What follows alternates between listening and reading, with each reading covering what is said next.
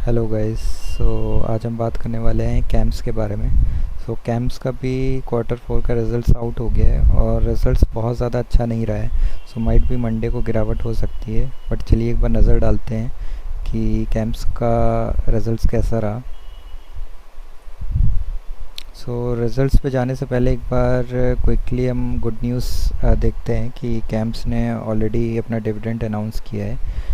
इस बार interim dividend ना देते हुए कंपनी ने फाइनल डिविडेंड अनाउंस किया है, जो कि 12 रुपीज़ का है। 12 रुपीज़ का डिविडेंड कंपनी ने अनाउंस किया है। इसी के साथ ये डिविडेंड जो है वो शेयर होल्डर्स को 15 अगस्त 2023 तक जिनके पास भी शेयर्स रहेंगे वो इसके लिए एलिजिबल रहेंगे।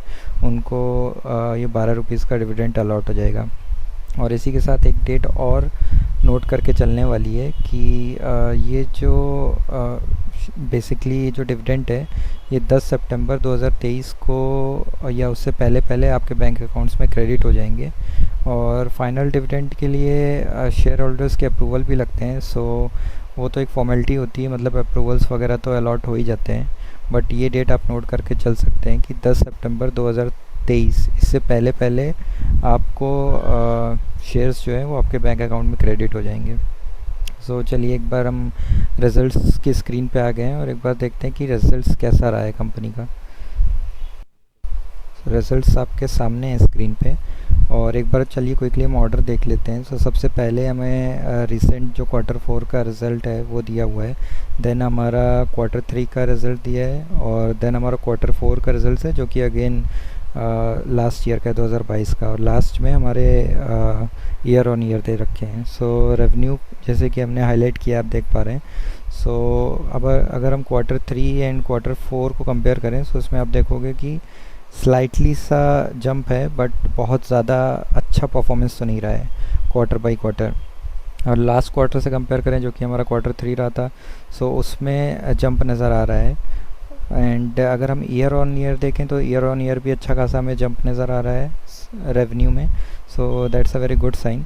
और इसी के साथ हम देखते हैं कि कंपनी ने खर्च कितना किया है अपने ऊपर। एक्सपेंसेस को अगर हम हाईलाइट करें और अगर हम कंपेयर करें quarter three and quarter four को, जैसा कि इसमें आप देखेंगे कि क्वार्टर थ्री से क्वार्टर फोर में स्लाइट सा इंक्रीज़ है, बहुत ही मिनिमल। बहुत ज़्यादा अच्छा परफॉर्मेंस तो नहीं रहा क्वार्टर बाई क्वार्टर। और इवन अगर लास्ट क्वार्टर से कंपेयर करें जो कि हमारा क्वार्टर फोर रहा था 2022 का, उसमें से थोड़ा जंप है। और ईयर तो हमें बहुत ज़्यादा ही इसमें गैप दिख रहा है, इसको ज़्यादा ही एक्सपेंसेस में जंप है। फॉर श्योर इसका इम्पैक्ट हमें कहीं ना कहीं प्रॉफिट पे नज़र आता हुआ दिखाई देगा। चलिए एक बार हम क्विकली फाइनल प्रॉफिट ही देखते हैं, जो कि टैक्स वगैरह पे करने के बाद रहता है। अगर हम फाइनल प्रॉफिट पे नज़र डालें जो कि कंपनी टैक्स वगैरह पे करने के बाद रहता है, तो हम हाईलाइट करते हैं उसको स्क्रीन पे। इसमें कि आप देख पाओगे कि अगर हम क्वार्टर थ्री से क्वार्टर फोर का कंपैरिजन करें, अगेन स्लाइट सा इंक्रीज़ है। बहुत ज़्यादा अच्छा परफॉर्मेंस तो नहीं है, बट एटलीस्ट कमी नहीं है, स्लाइटली इंक्रीज़ है। क्वार्टर फोर से कंपेयर करें जो था 2022 का था, उसमें आप देखोगे तो उसमें भी बहुत ही स्लाइटली सा इंक्रीज़ है। But the worst part about this is कि मीन्स लास्ट ईयर से बहुत कम रहा। और even the worst part is year on year अगर हम कंपेयर करें, आप देखोगे तो ईयर ऑन ईयर तो हमें गिरावट दिख रही है प्रॉफिट में। That's a very negative sign कि year on year company at least ना लॉस करके एटलीस्ट इन लाइन ही रखती तब भी सही रहता है, बट यहाँ पे तो हमें गिरावट ही दिख रही है। और एक बार क्विकली ईपीएस को देखते हैं कि ईपीएस का कैसा है, तो सेम ही रिफ्लेक्शन आपको दिखेगा।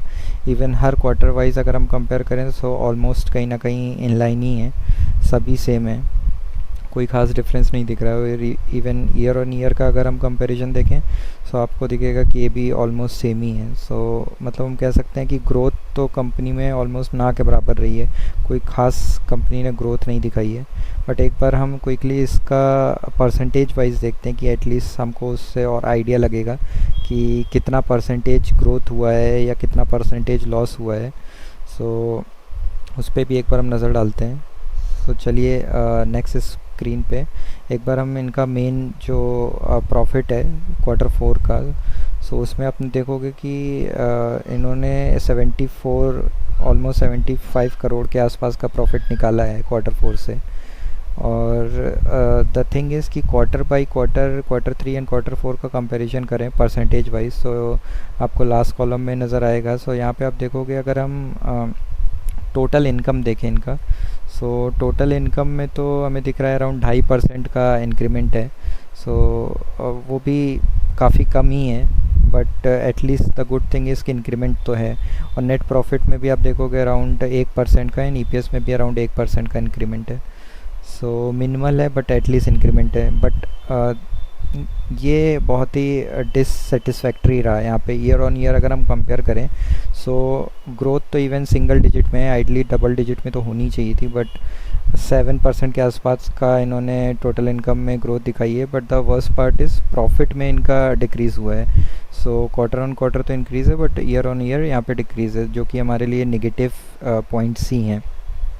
सो बट कंडीशन ऐसी है कि इस टाइम 2 साल से हमारा स्टॉक मार्केट और इवन हमारा म्यूचुअल फंड इंडस्ट्री जो है वो इतना अच्छा परफॉर्मेंस नहीं दे पा रहे हैं। 2 साल से कहीं ना कहीं सेम ही साइडवेज पैटर्न में चल रहे हैं। सो उसी का सीधा सीधा हमें इम्पैक्ट इन कंपनीज़ में नज़र आता हुआ दिखाई दे रहा है, जो कि कामकाज ही स्टॉक मार्केट और म्यूचुअल फंड के बेसिस पे करते हैं। सो अनटिल अनलेस जब तक स्टॉक मार्केट हमारा सुधरता नहीं है, तब तक तो इसमें इंक्रीमेंट आना बहुत ही ग्रोथ के साथ, उसकी तो हम एक्सपेक्टेशन नहीं कर सकते हैं।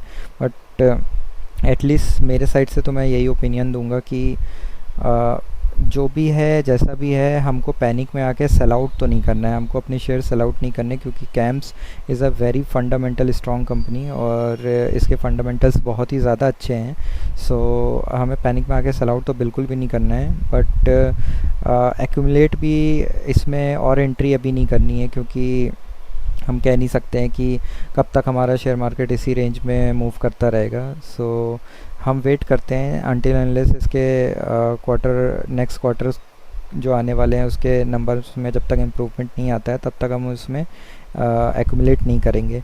बट किसी को कॉन्फिडेंस कंपनी के बारे में तभी आएगा जब तक उसको कंपनी का पूरा डिटेल पता नहीं होगा। सो आपको कंपनी के बारे में और पढ़ना है और सीखना है, उसके फंडामेंटल्स जानना है, कंपनी का कामकाज जानना है, जैसे कि हमारे चैनल का नाम ही यही है कि invest in business. So until and unless आपको बिज़नेस का नॉलेज नहीं रहेगा, ऐसी सिचुएशंस बार बार आएंगी और पैनिक में आप सेल आउट कर दोगे। और जब सिचुएशंस सही होंगी तो कंपनी रॉकेट बनेंगी, और जैसे ही रॉकेट बनेंगी तब तक आप सेल आउट कर चुके होगे, तब आपको रियलाइज़ होगा कि आपने कितनी बड़ी गलती करी है। सो हमें सेल आउट नहीं करना है और हमें और